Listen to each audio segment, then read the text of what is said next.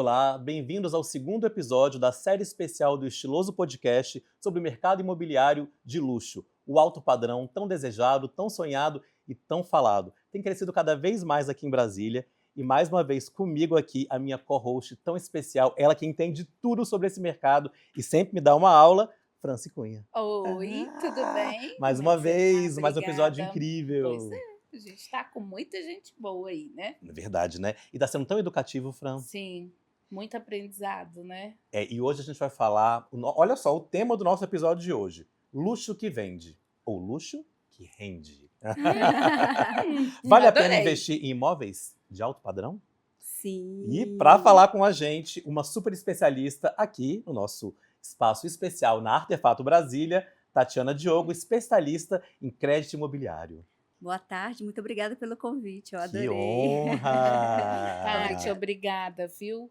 Eu que agradeço poder dividir um pouco de conhecimento com todos vocês. Não, eu já soube que a Tatiana é a especialista número 1 aqui dessa cidade, que todo mundo passa por ela, que realmente ela é a pessoa ideal para falar para a gente sobre esse crédito imobiliário. E quem não faz financiamento com a Tati, né? É verdade.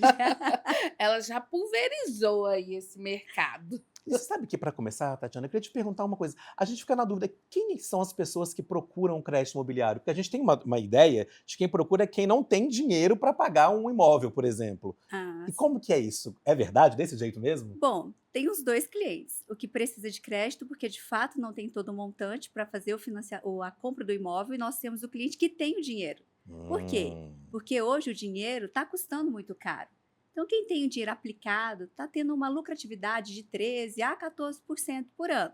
Sendo que o crédito imobiliário nós conseguimos juros de 10,80%. Então, compensa deixar o dinheiro aplicado e usar o dinheiro do banco para comprar o imóvel. Então, ele tem o dinheiro lá guardadinho e esse mesmo dinheiro guardadinho paga a prestação do financiamento bancário. Ele ainda ganha um lucro por não usar o dinheiro dele. Nossa, mas... Gente, então... Vamos lá, olha só que aula é essa, Fran.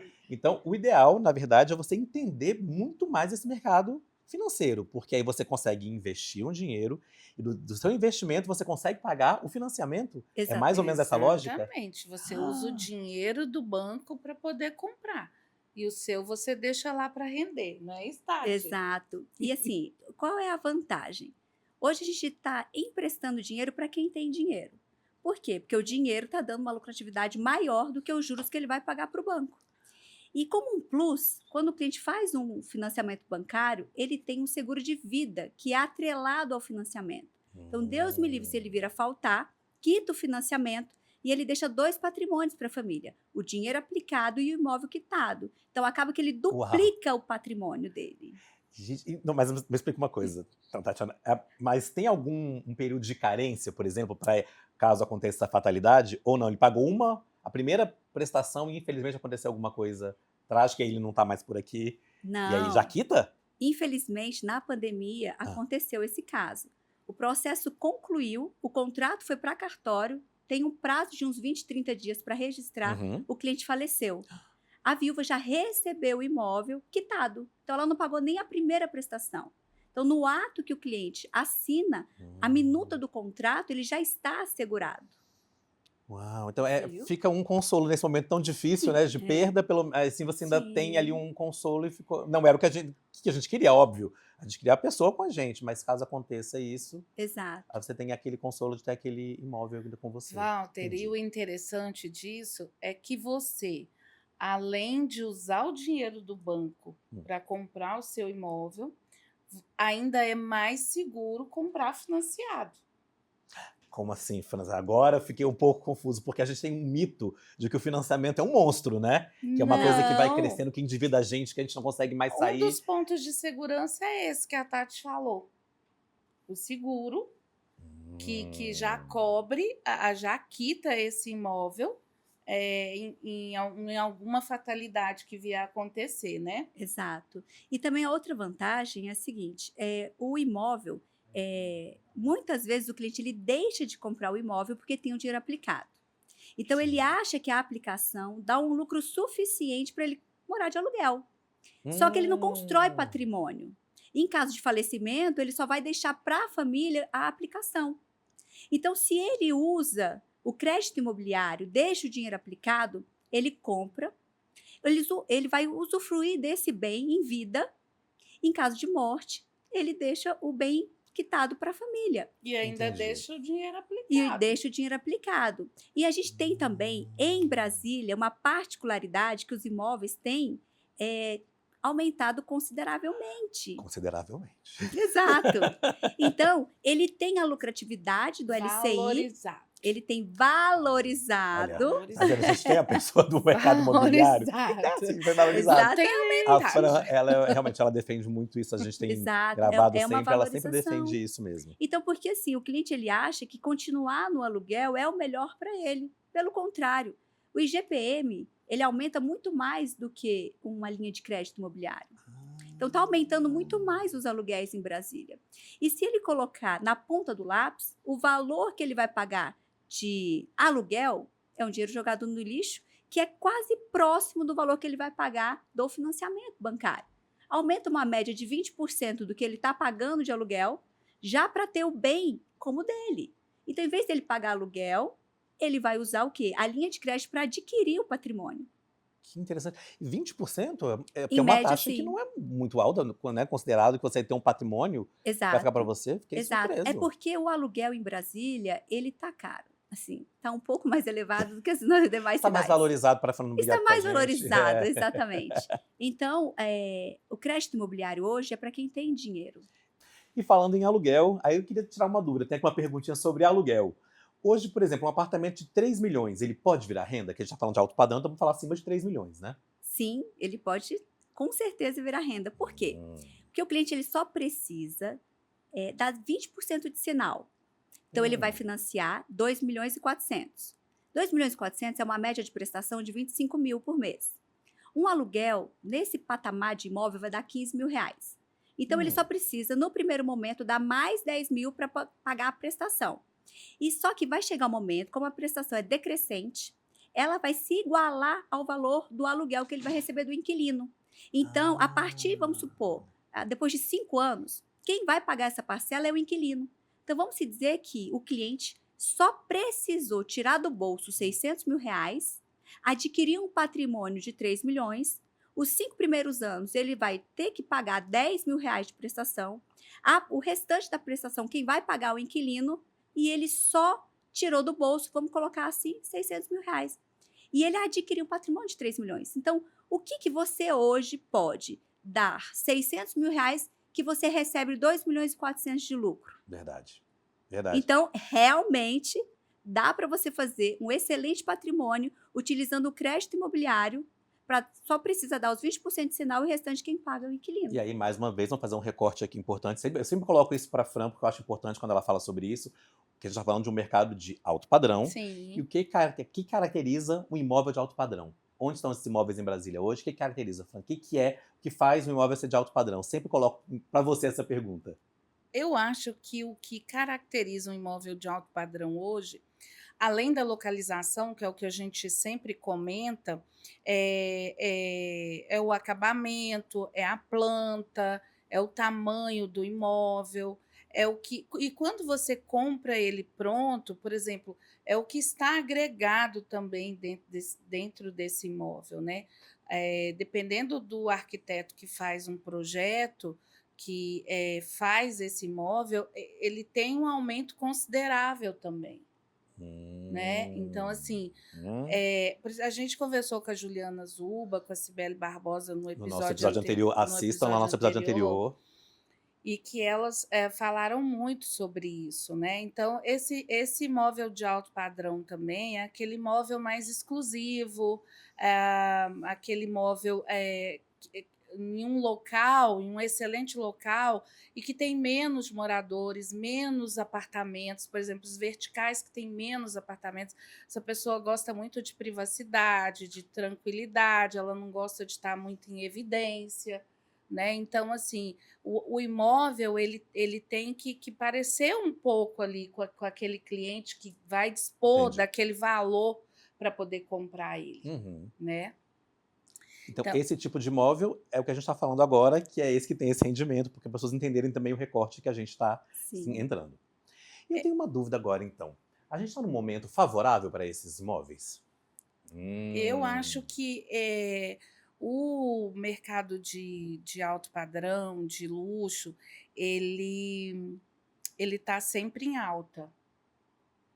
Principalmente os mais caros. O de médio padrão ali, aí eu acredito que, dependendo muito das taxas, de como que está essa parte financeira do país, aí tem época que ele diminui um pouco mais, as pessoas ficam observando onde que aquele dinheiro vai estar rendendo, se está valendo a pena fazer um financiamento porque a taxa está mais alta, se vale a pena chegar no construtor, hum, ou negociar mais para conseguir mais desconto, justamente porque o momento pode não estar muito favorável. Então, eu acredito que o médio padrão ele negocia mais, assim, e hum, nessa época que o mercado financeiro oscila, aí também dá uma oscilada. Mas o imóvel mais caro, o de luxo, eu não tem tempo ruim olha. para esse mercado.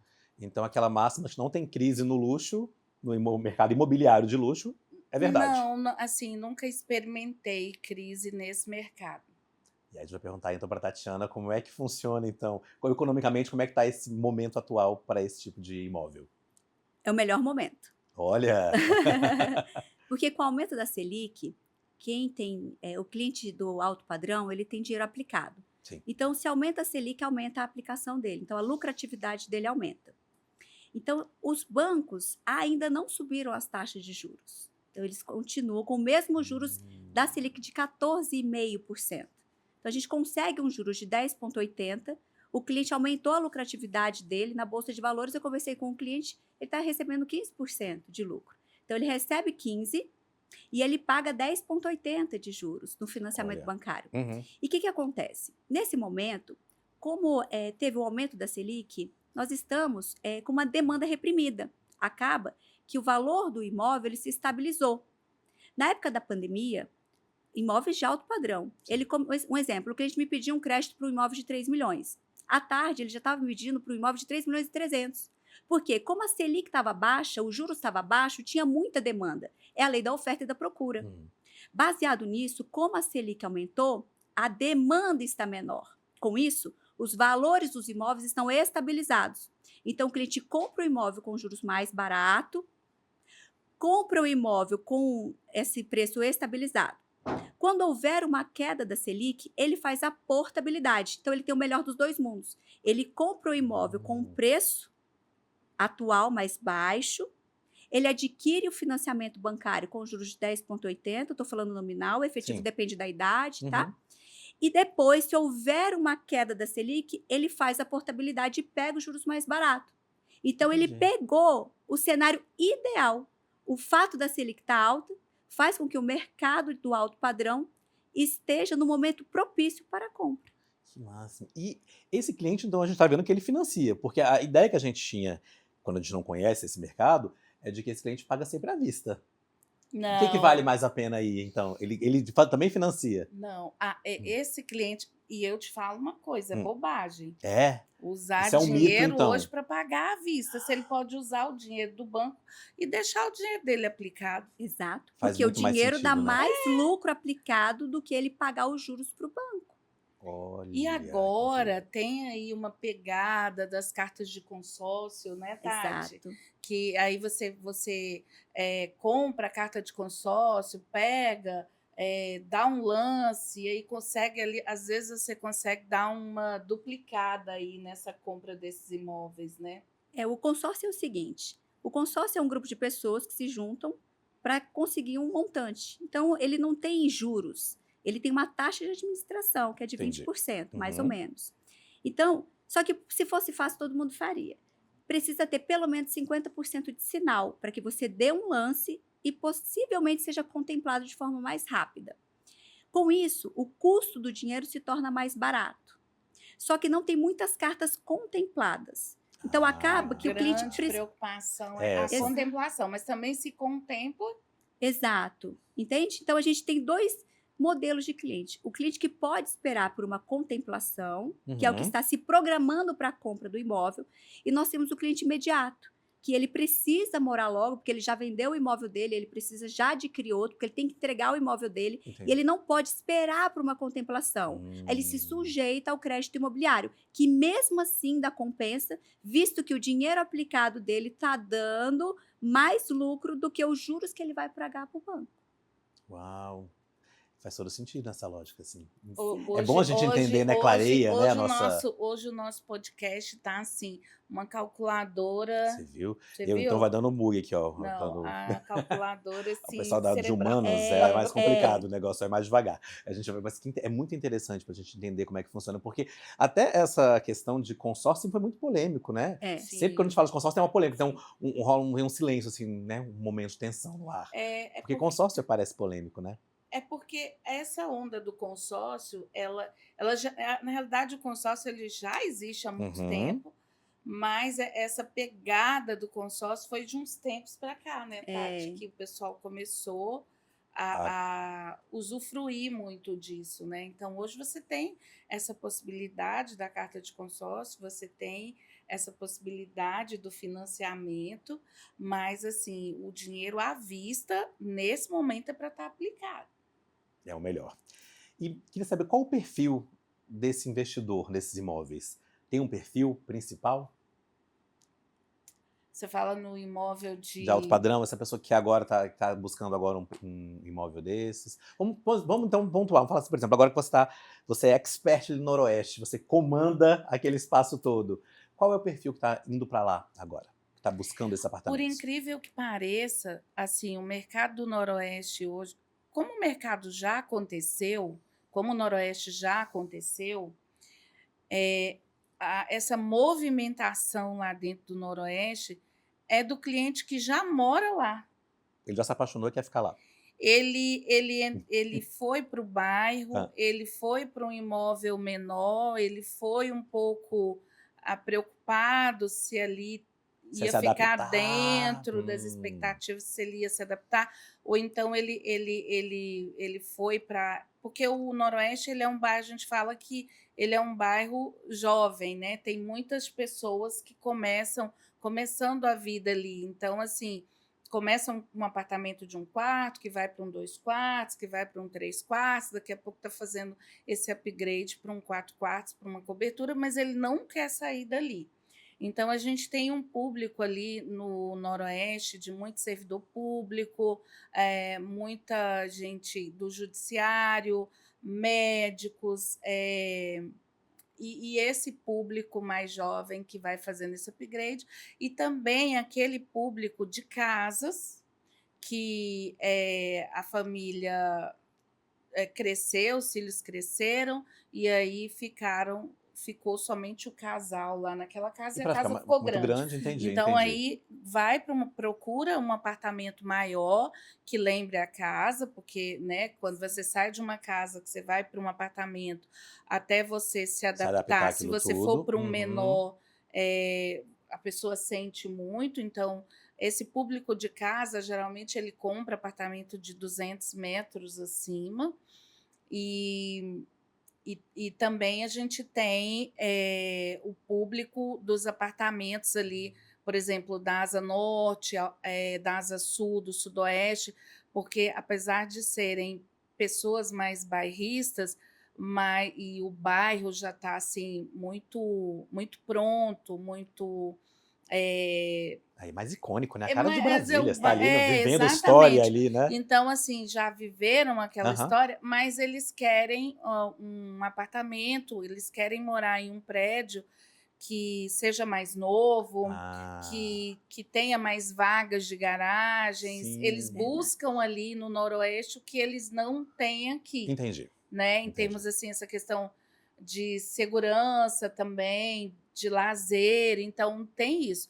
Mas existem aqueles clientes, que nem eu falei, que são os bairristas, que eles não abrem mão das asas. Quero ficar na asa ali. Eles não abrem mão das asas, né? E acho que na asa acontece muito isso que você... Nas asas, né? Acontece o que você estava falando antes. Como Sim. tem pouco imóvel, né? Sim. Então, a procura é maior, de repente, do que a oferta ali, né? Então, por isso que eles vão tendo um valor agregado, né? Um valor mais alto. A gente também aumentou o público, né? E eu acho que é justamente isso que a gente está conversando aqui com a Tatiana. Esse cliente que muitas vezes ele percebeu isso no mercado, de que ele pode pegar a casa dele de 3 milhões, de 5 milhões, de 7 milhões, vender, aplicar o dinheiro e morar de aluguel em um apartamento maior. Porque nós, por exemplo, nós colocamos para aluguel 3 apartamentos de 270 metros que alugou em uma semana. É rápido assim a procura?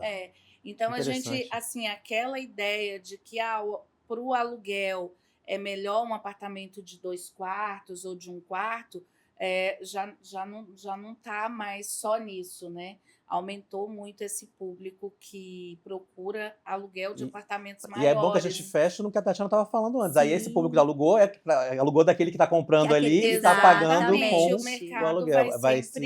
Essa é a roda toda, funciona assim. É o movimento do mercado imobiliário, né? Muito legal. Fran, pegando uma deixa do que você falou, olha que interessante. Ele vende uma casa de 3 milhões, que ela pode virar um patrimônio de 4 imóveis. Porque ela dá 20% nos 4 de entrada e acaba que quem vai pagar... Ele pega um para morar e quem vai pagar o restante das prestações dos 3 são os inquilinos.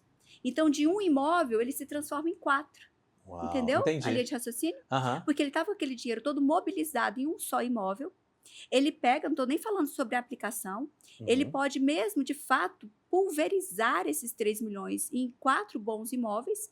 Um ele mora, obviamente ele precisa morar, os outros 6 ele dá como sinal e ele faz 3 financiamentos, se a renda comportar, e com isso ele põe o inquilino para pagar a prestação e aí ele adquire 4 patrimônios. Então ele pode quadriplicar aquele imóvel que ele morava de 3 milhões. Isso é muito interessante, empreender no mercado imobiliário. E tem crescido muito isso. As pessoas estão percebendo que realmente é muito lucrativo você empreender. E gente que nunca tinha visto, de repente, com esse olhar, e está agora vendo que essa possibilidade existe. Sim, e também para aquelas pessoas que não têm um valor assim tão mais alto para fazer o que a Tati está sugerindo, a gente está tendo esse público, que a gente até comentou isso no episódio passado também.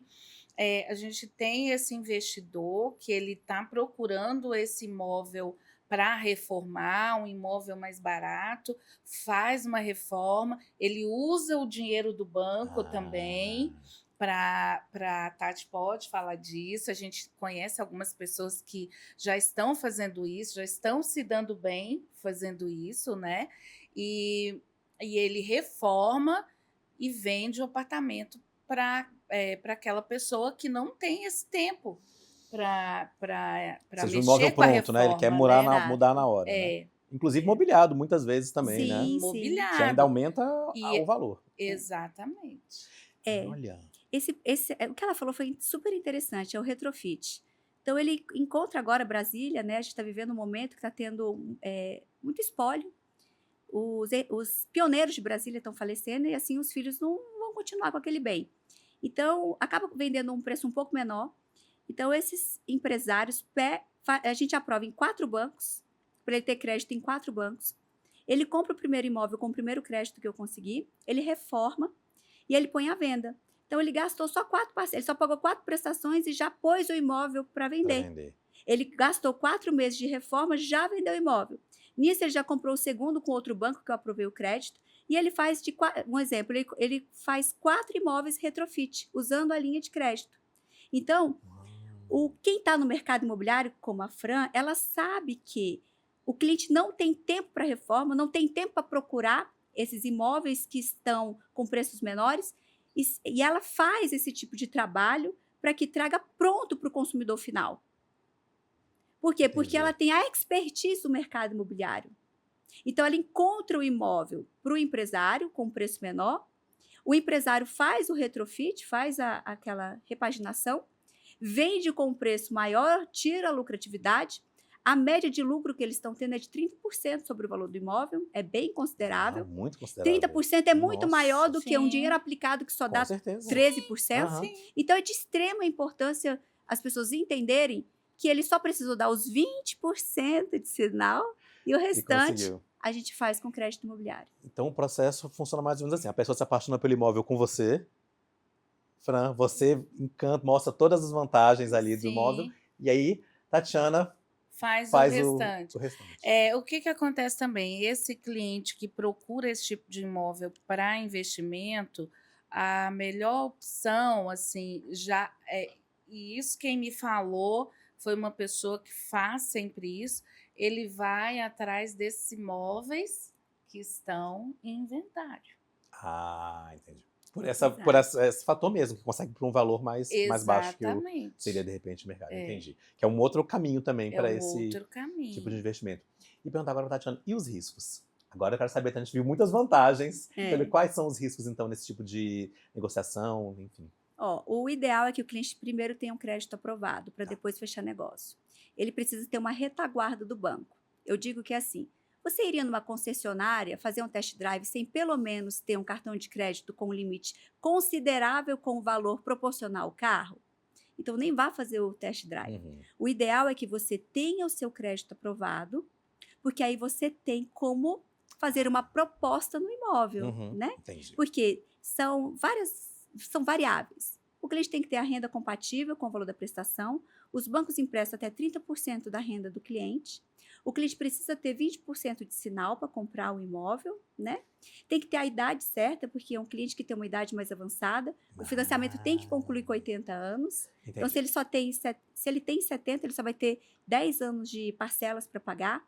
Então, a gente precisa fazer um estudo daquele cliente. Depois que ele tem um crédito aprovado, o risco passa a ser do banco, porque se ele morrer, quita o financiamento. Eu ia falar isso, É mas verdade. se eu falasse assim, se morrer quita, aí ia ficar feio. Exato. Mas a gente falou sobre... Exato. Então, Mas é isso. A ideia é, procure, né, o crédito imobiliário. A Fran tem os melhores imóveis de alto padrão, porque é venda casada e venda certa.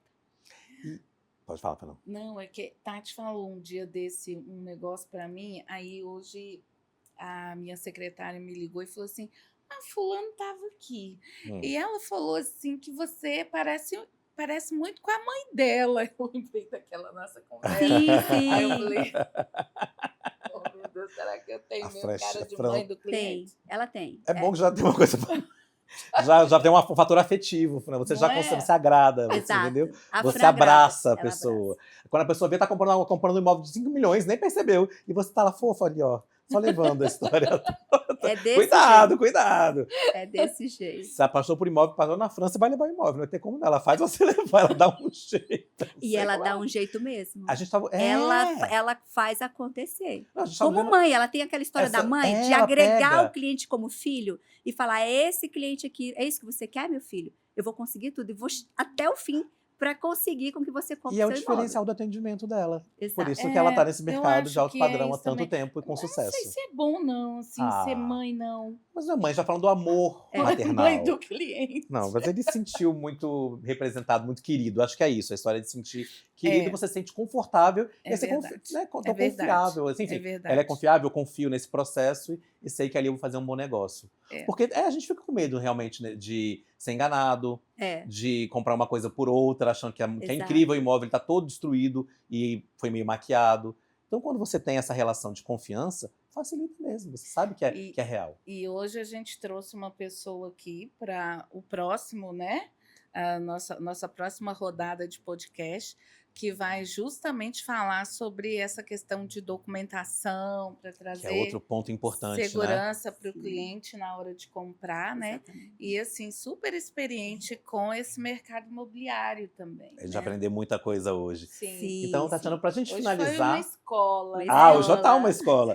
Para a gente finalizar, tem alguma dica que você queira deixar para quem está querendo comprar um imóvel agora? O que é o mais importante? O que é o caminho a seguir? Fazer cálculos. Eu faço cálculos o tempo todo. Então, o custo do dinheiro. Quanto custa esse dinheiro para o cliente? Porque o ideal, cabe no meu bolso? Eu tenho os 20% para dar de sinal? o meu dinheiro aplicado vai me dar uma rentabilidade maior do que o valor da parcela que eu vou pagar para o banco? É fazer, de fato, esse cálculo matemático. E ele vai entender que vai ser a melhor opção para ele comprar o imóvel financiado. Eu preciso ser amigo da Tatiana agora muito. Você não quer ser amigo dela para sempre? Não, Manda tudo de pra WhatsApp para tirar sempre. todas as dúvidas e tudo. Tati, deixa aí seu contato, Por favor. né? O Ah, local sim. onde você fica, onde o pessoal pode te encontrar. A gente Ah, pode encontrar a tá. Tatiana, porque eu já quero encontrar a Tatiana para saber tirar todas as minhas dúvidas Comprar o mesmo. imóvel comigo. vamos. Ela já falou, a gente estava Financiar. fazendo um dia um vídeo sobre Exato. imóvel, ela falou, se você quiser comprar esse daqui também, eu já sei, eu financio para você. Rápido, assim. Primeiramente, eu quero agradecer a Fran, porque me convidou para esse Obrigada. momento tão especial. Como é bom falar daquilo que a gente ama. Sim, E eu vejo que realizações com preço mais barato vale muito a pena, né? muito. Bom, meu contato, vou passar o nosso Instagram, Ótimo. Lealcréditos, Tatiana Diogo. Lá vai ter onde fica o nosso endereço, o nosso contato. Se quiserem tirar alguma dúvida também, se quiser fazer uma simulação, nós trabalhamos com mais de 6 bancos e vamos encontrar o banco ideal para o seu perfil. Ótimo, vendemos. Obrigado, Nath, obrigado demais por Obrigada, Tati. Eu que agradeço, por ter obrigada vindo. a Foi uma vocês. aula pra gente, né? tudo. Total, total. A Obrigada gente a volta daqui a vocês. pouquinho no nosso segundo bloco. E agora, no nosso segundo bloco, a gente recebe o advogado Jackson Sarkis, especialista em direito imobiliário. Muito obrigado pelo convite, é um prazer estar aqui com bacana. Boa vocês. tarde, Porque Jackson. essa é uma área também que deixa todo mundo meio apreensivo, né? Quando É. chega, né? Porque a gente nunca sabe se tá fazendo um bom negócio, não tá fazendo um bom negócio, o que é direito, o que tá certo nisso tudo aí. E aqui a gente quer falar justamente sobre a segurança na hora de fazer uma transação imobiliária, né? Nada melhor do que a gente estar com uma advogada especialista na área. Isso, verdade. Então, doutor Jackson, vamos começar assim, quais são os maiores problemas, as primeiras dúvidas que chegam? Vamos lá. Quando a gente fala de questão imobiliária, na compra e venda, tudo começa com a due diligence, né? Que é justamente diligenciar o que existe naquela matrícula do imóvel. Vamos lá, matrícula de imóvel é aquela registrada no cartório, né? Justamente por ser público, para que todos saibam o que é aquilo ali. E ali vão ter o CPF da pessoa, se é CNPJ, né? Quem que é o proprietário, qual que é o histórico de propriedade daquele imóvel. Né? Muitas vezes, a partir da certidão de ônus, a gente descobre se existem processos, né? Se existem penhoras, né? E coisa assim, a segurança jurídica em si, né? Então, essa due diligence, muitas vezes, a gente já faz, são 7 certidões necessárias, Uau. tanto de tribunais, quanto questões administrativas, né? Secretaria de Fazenda, Secretaria do DF, da Receita também. Então, assim, são algumas coisas que geram uma tranquilidade para o comprador. Né? Então, como você falou, vem aquele medo, e aí, será verdade. que tem, será que não tem? Então, a gente faz sim uma due diligence, chama, que é justamente para trazer segurança para o comprador e para o vendedor também, porque às vezes nem ele Sim. sabe, né? Sim, porque existe a possibilidade, inúmeras possibilidades, tanto para quem está comprando quanto para quem está vendendo. Quem está vendendo É verdade. também se preocupa se ele está vendendo para uma pessoa que tem a condição suficiente de pagar aquele imóvel dele, né? Né? De fazer um financiamento, É que é o que a isso. gente estava falando com a Tati. E a gente fala, o brasileiro em geral sempre fala tudo muito burocrático, né? Mas a gente ouvindo dessa forma, a gente entende o quão necessária é essa Exato. burocracia. Sim. Porque ela assegura os dois lados, né? Sim. A compra e a venda. Com certeza, assim, você ter uma segurança jurídica naquilo que você está fazendo, que muitas vezes a compra de um imóvel, né? Lógico, pode ser sim de investidores, os high tickets e tudo mais, mas a maioria das vezes a gente tem aquele sonho, né, de comprar uma casa, do meu primeiro imóvel e tudo mais, e muitas vezes você comprar uma casa e lá na frente você tem um problema, porque o vendedor tinha um débito e anulou a sua compra, isso Uau. pode acontecer. Pode acontecer de anular a compra? Pode grave, né? acontecer. Não acontece isso. Exato. Você quer perguntar quais são os principais cuidados jurídicos que a gente tem que tomar assim que a gente se interessa por um imóvel, né? Vai atrás, quer um imóvel. Qual que é o primeiro passo? Que a gente começa por onde? Vamos lá. Algumas corretoras que eu advogo aqui de Brasília, a gente já trabalha exatamente. Os corretores já fazem essa captação, trazem para a gente a certidão de ônus, e a partir dali a gente faz todo aquele histórico, né? Faz uma certidão, ó, aqui tá legal e tudo mais. Tem algumas pessoas que olham, tem um débito, saiu uma certidão positiva no GDF, então não vende. Não, pera, vamos olhar, né? Às vezes é um IPTU que ficou em aberto, é uma coisa assim, ínfima, perto Uhum. da venda do imóvel, Tudo né? bem. Então, feito isso, feita essa diligência, a gente já passa para uma segurança jurídica. Ó, tá tudo bem, tá tudo certo.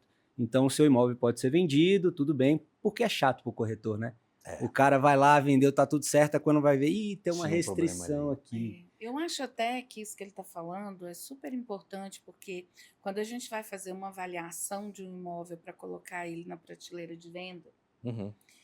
eu acho que tem muitos corretores que não fazem isso, mas eu já conheço muitos que fazem. É analisar a documentação daquele imóvel que está sendo vendido.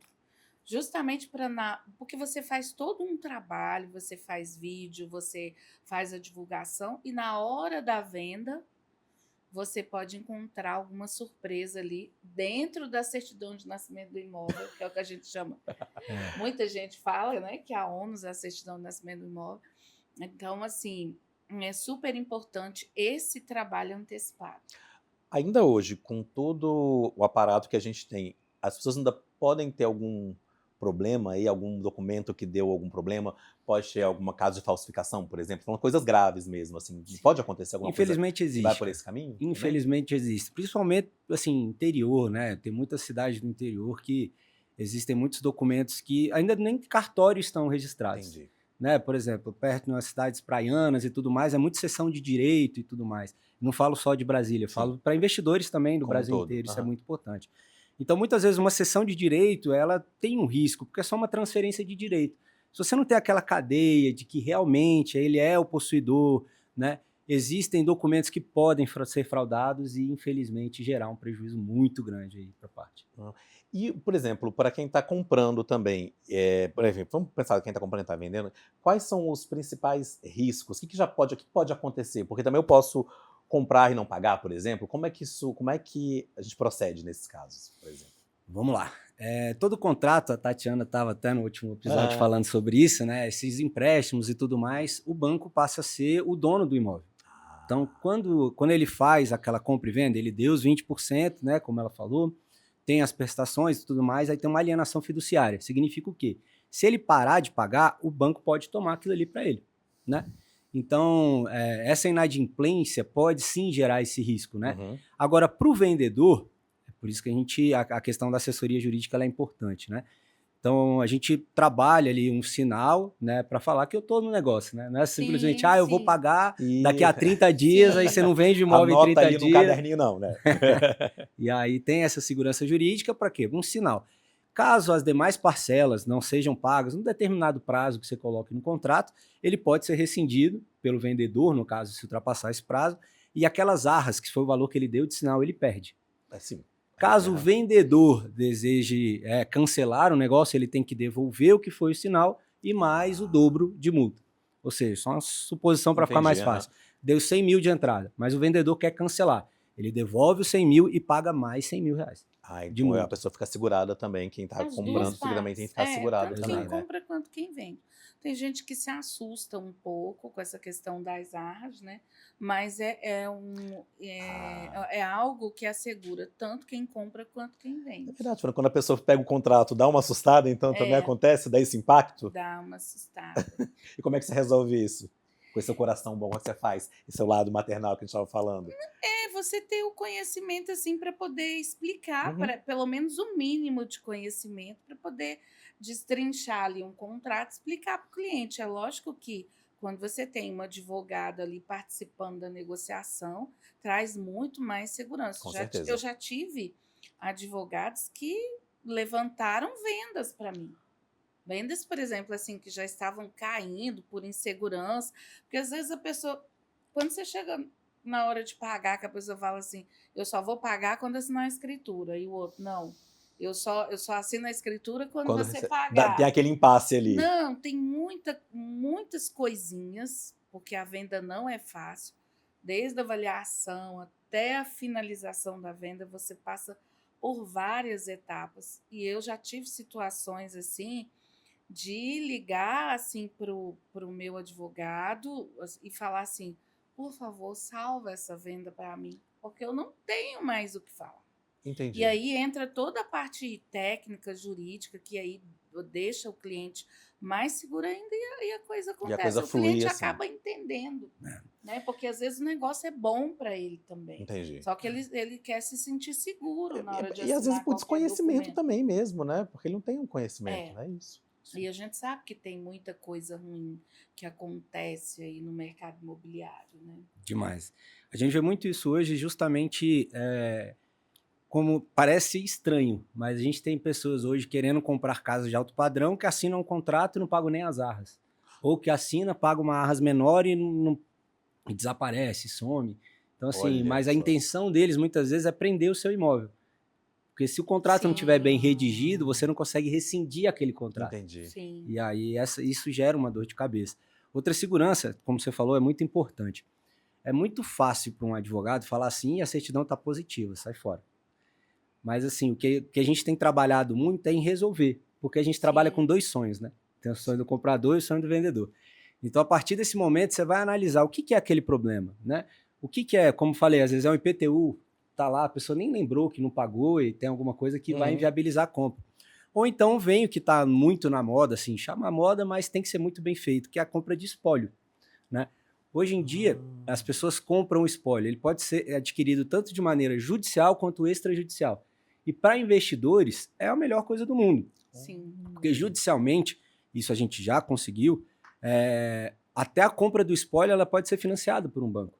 Então, a partir do momento que o juiz fala, ok, pode financiar e tudo mais, pro banco é lindo. Ótimo, ele fala, né? o juiz falou que tá tudo bem, tudo então bem tá aqui tudo também. bem. Então tá tudo Se o certo. juiz falou, a gente acredita, isso né? Tem uma Verdade. decisão judicial falando sobre aquilo. Então, isso gera business, né? Isso gera uma segurança jurídica. Ainda mais se um juiz fala, pode fazer, tá tudo bem. Ó, com esse dinheiro eu vou pagar esse fulano, eu vou pagar esse beltrano, eu vou fazer isso.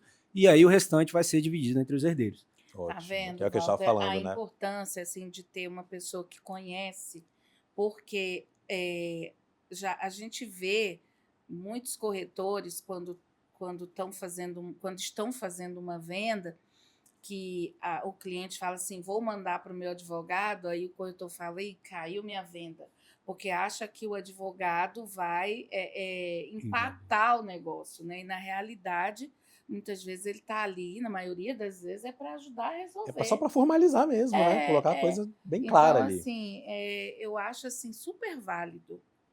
E é importante ler todos o contrato como um todo, né? Exato. Dando um susto ou não, você tem que entender o que você está fazendo o negócio. O contrato é justamente o acordo entre as partes, né? Então, a necessidade de você colocar no papel o que está sendo acordado, até com amigos, eu acho. Para fazer um negócio com seu amigo, põe no papel, porque não é o combinado. Então, Sim. você tem uma segurança naquilo que você está fazendo. Verdade. E você é muito mais, até no caso do amigo, para segurar uma amizade, né? Porque a chance de acabar a amizade ali é grande demais, também, né? Quando Numa envolve dessa. dinheiro, né? Muda, né? Muda tudo. É verdade. E ali a pessoa tá ali, ela tá segura, né? Exato. No dia a dia, quais são os casos mais comuns que acontecem nessa área? Cara, hoje lá no escritório, a gente tem um sistema que eu gero por dia em torno de 30, 40 certidões de análise de imóveis, né? Então, o que a gente mais vê é essa questão, às vezes um IPTUzinho que não está pago, aí gera uma certidão. Entendi. Né? Depois da pandemia tem muita penhora de reclamação trabalhista, tem muita penhora de execução de banco, essas coisas. E isso gera, lógico, na hora que faz, opa, não vende. Não, peraí, vamos olhar o que é, calma. Saber a possibilidade daquele imóvel vamos ali. tentar viabilizar o negócio, porque o não é muito fácil de falar, né? Sim. E a diferença do jurídico, né, que a gente presta é justamente isso, de trazer uma solução, né? Como a Fran falou, tem muitos advogados que fazem o negócio acontecer. Sim. E é melhor, porque o bom trabalho gera mais trabalho. Sim. Então, Com certeza. gera mais confiança. Sim. Agora eu vou pegando esse mesmo gancho, e qual o caso mais difícil? Um caso que você lembra que realmente aquele foi difícil desenvolver? Cara, a gente fez agora, esse foi bem bacana. O dono de um restaurante de Brasília, que eu não posso falar o nome, ele tinha um financiamento na Caixa, ele perdeu o imóvel para a Caixa. É muito E aí, triste, né? infelizmente, né, por conta disso tudo, nós conseguimos um investidor para esse apartamento. Esse investidor, aí um trabalho formiguinha, né? Então, tem investidor? Tem. Aí fui na Caixa, falei, Caixa, é o seguinte, a gente quer comprar esse imóvel em nome dele de novo, porque ele tem uma preferência de compra. Aí a Caixa chegou e falou, tá bom, então até o dia 30 você tem que depositar o valor de X. Entendi. Fui na vara de execução da trabalhista, conversei com os juízes lá sobre o caso e tudo mais, eles gostaram do projeto, aprovaram, né? Falaram, Jaco, se você conseguir fazer isso, ok, a gente dá essa segurança. Resumidamente, pagou o imóvel, o débito do dono do restaurante, devolveu para ele o imóvel, né? Já na certidão de ônus, vendeu, ou seja, o investidor pagou a Caixa, pagou os débitos que estavam especificados e o restante ele depositou em juízo para o juiz do trabalho quitar todos os débitos. Então, assim, um médico, um imóvel que valeria ali em torno de 2.800, 2.900, saiu em torno ali de 1.900, o total deu 1.900 no total. Que interessante. Para o investidor foi excelente. Foi ótimo. E ele conseguiu arrumar uma solução para os processos. Para todo um processo ali que vinha por trás. Esse é um caso bem interessante. Ficou bem bacana isso aí. Tudo, né, judicialmente. E como falou, a partir do momento que o juiz falou pode fazer, a gente falou, pá, então se ele falou... Agora eu vou fazer. Dentro do que tá dele aqui, tá tudo certo. E quanto tempo demora? Isso acho que é uma curiosidade que muita gente tem, né? Quando começa a dar um problema, por exemplo, com a Caixa, algum problema. Eu falei da Caixa porque foi citado agora, o financiamento. Quanto tempo a pessoa perde um imóvel? Quando ela não regulariza, quando ela deixa, enfim, várias pendências? Cara, são processos administrativos, né? A Caixa, depois de 30 dias, ela já emite uma primeira notificação extrajudicial, né? Depende dos contratos e tudo mais. E em torno ali, se você ficar uns 3, 4 meses, eles vão notificando, né?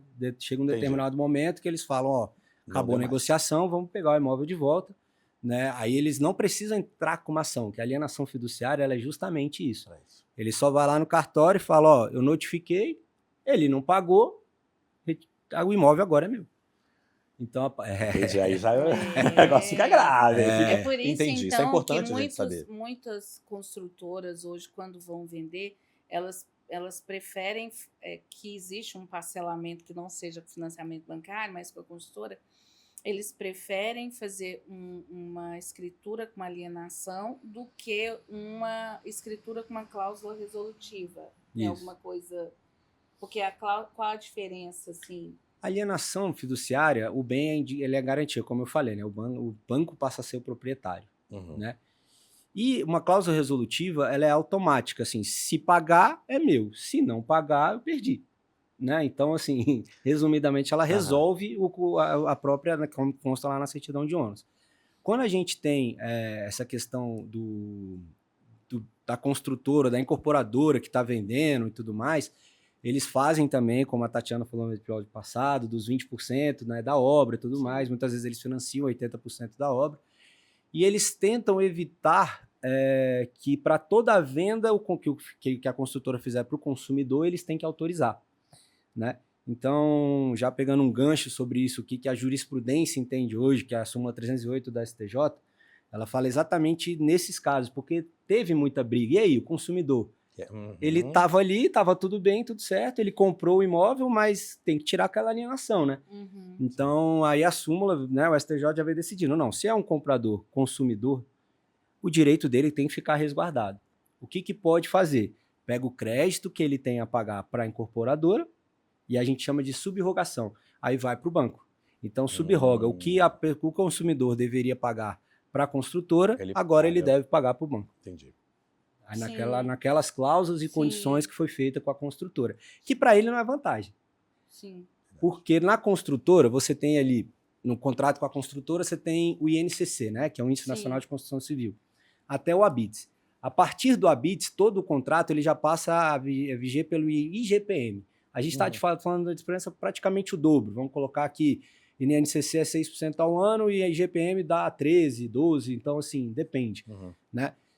Para quê? Para que o consumidor seja forçado a procurar a Tati e fazer o financiamento bancário. Sim, né? Que para o cara tá ótimo. Já fica com o banco aí, já paga a minha parte.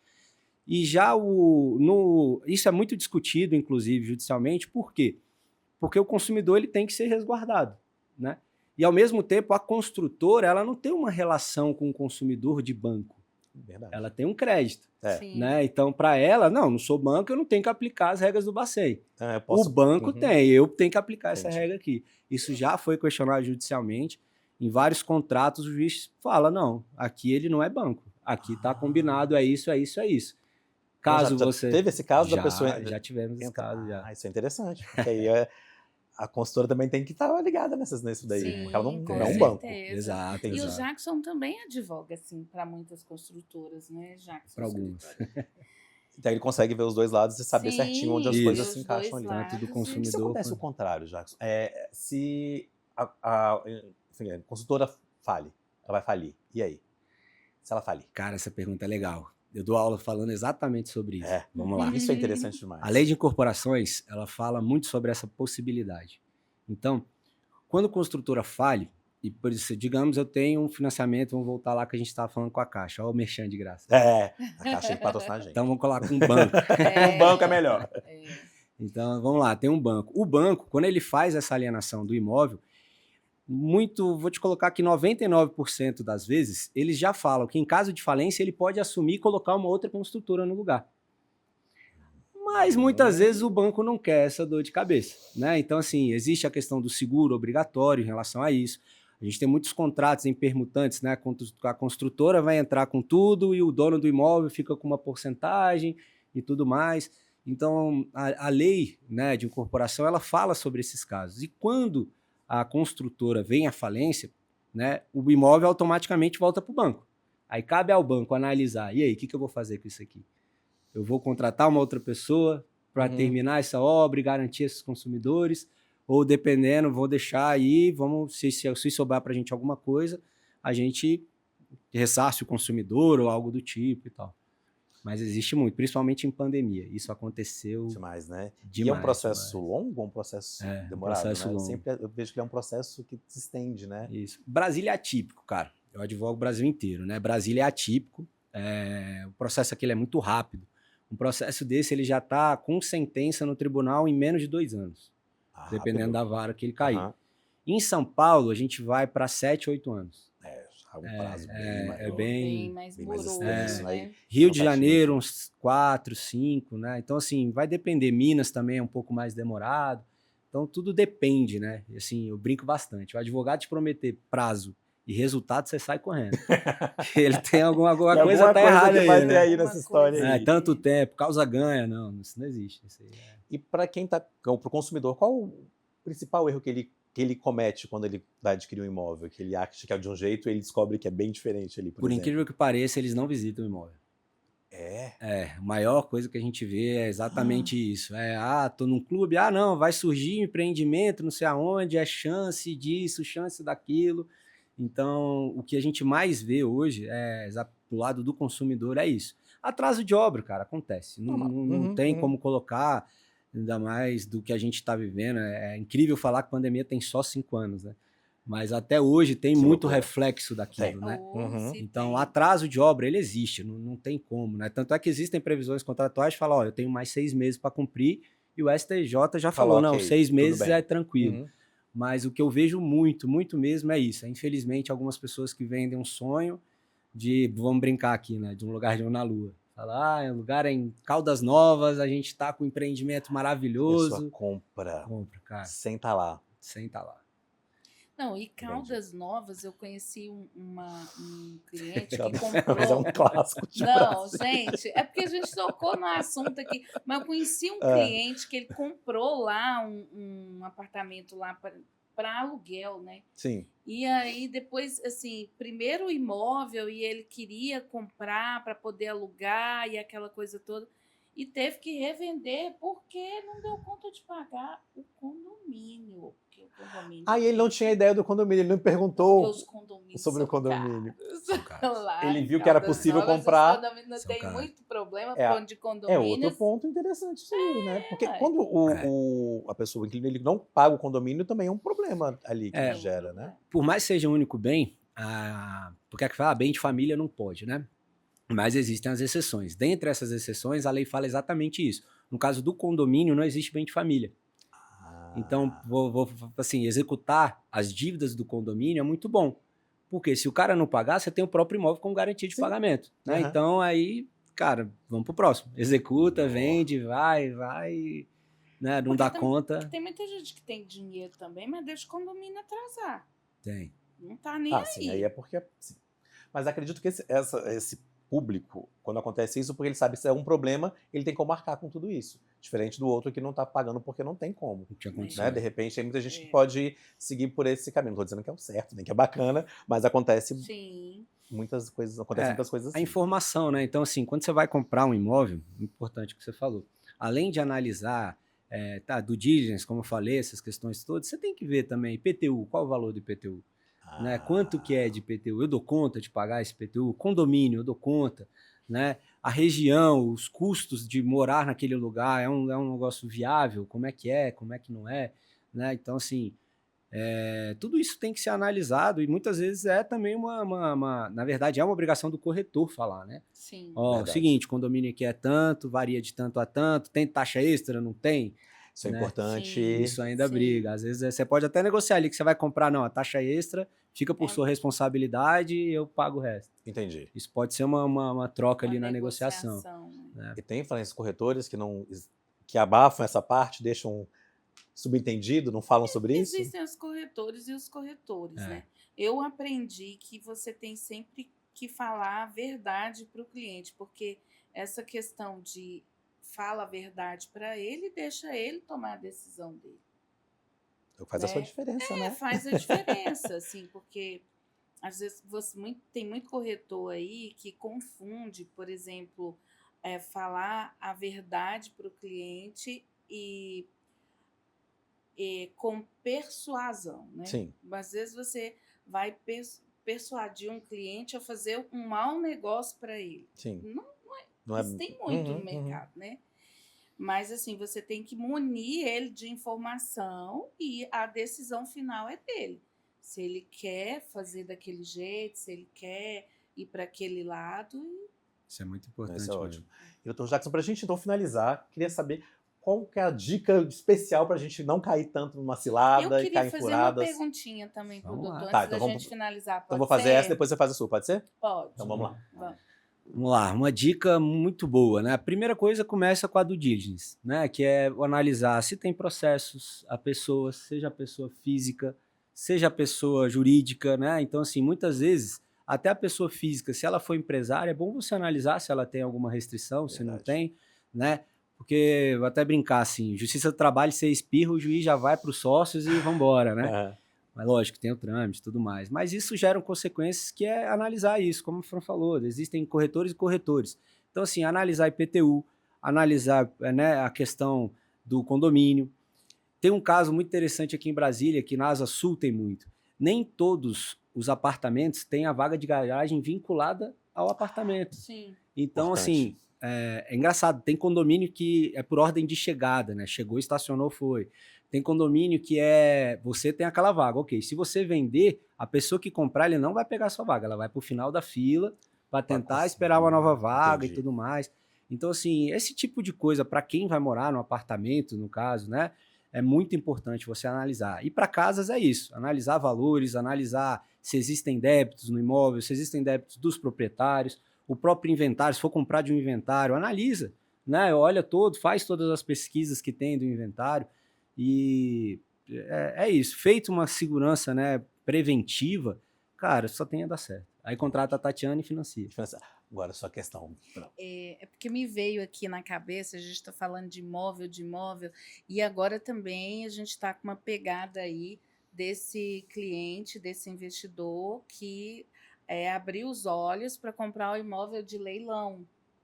Então, eu queria que você desse uma dica também aqui para esse cliente que tem interesse em comprar esse imóvel de leilão. Quais são os cuidados que ele tem que ter, a primeira coisa que ele tem que fazer, por onde ele deve seguir para poder fazer uma compra segura. Vale a pena, né? Essa compra importante. Isso ficou muito em moda, né? Ficou. Então, assim, dá um olho, vou pro leilão, no leilão, leilão. Cara, tem muito leilão, tem muito achado? Tem. Mas tem muita coisa que tem que tomar muito cuidado. Vamos lá. No leilão, ele tem um edital. O edital, ele fala a regra do jogo, né? Vamos falar assim. Ele vai falar, existem esses débitos, esses 10. Se você vai comprar, aí tem casos em que você assume os débitos. Tem casos em que você não assume os débitos. Né? No Justiça do Trabalho tem muito disso. Você adquiriu o imóvel e o juiz pega e fala, todos os débitos fica o nome do devedor. Eu estou te entregando ele livre e desembaraçado, que fala. Né? E tem leilões que não, tem leilões que falam, ó, tá isso aqui, mas tem uma dívida aí, tem isso, vai ter que resolver, né? Ou seja, você quer comprar esse problema. Esse é o maior problema da galera que compra em leilão. Por quê? Eles não analisam essa parte do que eu tô... Quando eu comprar, o que eu vou herdar? Eu vou herdar? Então, essa diligência de analisar, não confia só no que está no edital, né? Então, analisa também, vai lá, procura se tem outros processos, porque muitas vezes os credores não habilitaram lá naquele devedor do leilão, né? Eles não foram lá e falaram, ó, juiz, eu tenho um crédito. E às vezes nem eles estão sabendo. E aí, quando vai ver, pode vir a dar alguma, né? Opa, eu era credor e tal. Aí você fala, não, comprei do leilão, o dinheiro tá lá, se vira lá. Mas, assim, o que tem que tomar de cuidado é isso, qual é a regra do leilão. Sim. E agora, financeiramente falando, o que eu aconselho é procurar um corretor, por exemplo, vou comprar um imóvel em tal lugar, faz uma pesquisa de mercado, porque o que eu tenho visto muito é que leilão está saindo muitas vezes mais caro do que o próprio imóvel. Entendi. Olha. Tá vendo? Isso sai. Faz uma pesquisa, sei lá, para um imóvel em tal lugar. Entra nos sites, dá uma olhada, vê o que tem, como é que tem, quanto que está mais ou menos um metro quadrado daquilo ali. E essa pesquisa muita gente não faz. Muita gente, é os 50% lá do que está valendo, vou só para dentro. Nisso, nesse Só dado. que tem que ser feita essa pesquisa, né? Muito importante. Do valor. Muito bom. É procurar uma pessoa que entende, um advogado e um corretor especializado também, para, inclusive, não cair em golpes, que a gente vê que tem muitos tem por isso, aí, né? Verdade. E também fazer uma análise financeira desse mercado, se ele está interessado em comprar um imóvel, analisar todos os cenários. É isso. Exatamente. Muito obrigado, doutor Jackson. Bom Foi um Olha, prazer. vai dar uma aula Adorei. pra gente. Hoje foi só conhecimento Bom, né, aqui, Fran? né? Adorei a Tati, adorei o doutor Jackson aqui com a gente. Pode Isso contar foi comigo ótimo. sempre. A gente conseguiu esclarecer para quem quer investir num imóvel, não só de alto padrão, mas um imóvel em geral, né? A gente falou sobre os riscos, sobre estratégia, sobre conhecimento. Sim. E foi incrível. Nosso programa ficou muito especial. E quem precisar encontrar você quer deixar seu contato, Vamos lá, seu tem Instagram? o Instagram, sarquiscarminati.adv, né, Instagram do escritório. E também, né, lá já tem tudo, lá já está explicando tudo, o que a gente trabalha, incorporações, cobranças, tudo, tá tudo lá. Ah, que bom. Obrigado. Maravilha, obrigada também. Obrigado, agradecer a Artefato mais uma vez por receber a gente aqui e até o nosso próximo episódio.